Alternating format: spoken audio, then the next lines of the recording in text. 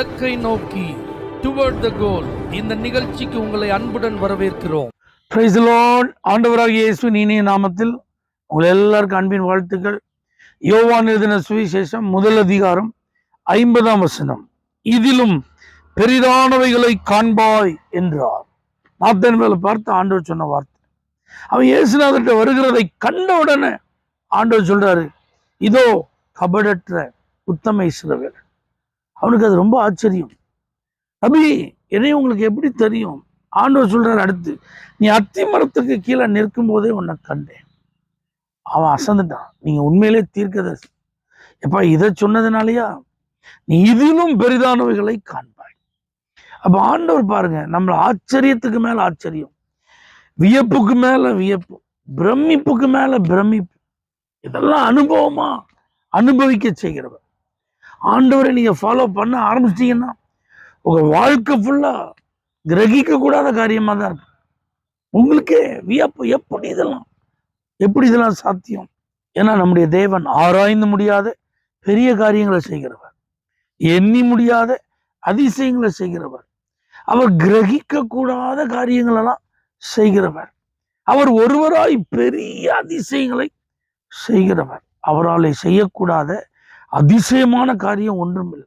இதெல்லாம் எதுக்கு வேதத்தில் எழுதப்பட்டிருக்கு? அவரை குறித்து அப்படியே பெருமையா பேசுறக்கா? இல்லைங்க. அது மாத்திரமல்ல, அதை நம்முடைய வாழ்வில் அவர் வெளிப்படுத்தி நம்மளை ஆசீர்வதிக்கும். அப்ப இதிலும் பெரிதானவைகளை காண்பாயின்னு இந்த நாத்தான்வேலுக்கு எதனால சொல்லப்பட்டது? ஆண்டவர் வாழ்க்கையை பார்க்கிறார் பாருங்க. கபடற்ற உத்தம இஸ்ரவேல். அவனுடைய பர்சனல் லைஃப்பை பார்க்கிறார், அவனுடைய குடும்ப வாழ்க்கையை பார்க்கிறார், எல்லாரோடு அவனுடைய உறவு முறைகளை பார்க்கிறார். அந்த இருதயத்துல கபடம் இல்லை பாருங்க. எந்த விதமான வஞ்சனை, சூது எதுவுமே இல்லை. கபடற்ற ஒரு மனுஷன். அதனாலதான் அவனை பார்த்து இந்த ஆசீர்வாதமான வார்த்தை.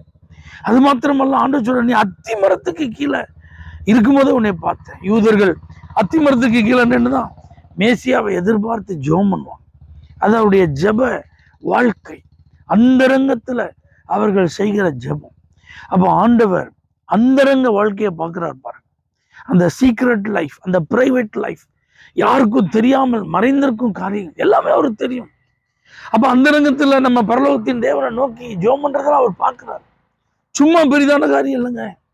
வெளியரங்கமான பதில் பெரிய லெவல்ல இருக்கும்னா அந்தரங்கத்துல உங்க முழங்கால் முடங்கி இருக்கணும், கரங்கள் விரிக்கப்பட்டு, கண்கள் அவருக்கு நேராக ஏறெடுக்கப்பட்டு, ஆண்டவரையே நீங்க நம்பி இருக்கிறத வெளிப்படுத்துறதா உங்க ஜெப வாழ்க்கை. ஆண்டவர் ஜெப வாழ்க்கையை பார்க்கிறாருங்க. இதெல்லாம் பார்த்துட்டு தான் இதிலும் பெரிதானவர்கள். அப்ப இந்த நாட்களிலே உங்களுக்கும் இப்படிப்பட்ட உன்னத அனுபவங்கள், வியப்பூட்டும் காரியங்கள் நடக்கணும்னா வாழ்க்கை ரொம்ப முக்கியம். நம்முடைய ஜெப வாழ்க்கை ரொம்ப முக்கியம்.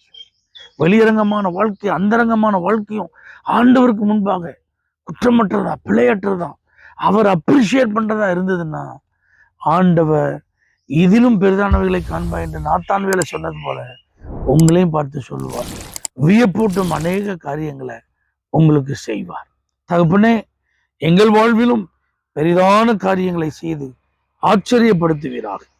இயேசுவின் நாமத்தில் பிதாவே, ஆமென். For prayer contact, Pastor J. J. Kumar, El Shaddai Ministries, 9500252586, Surandai.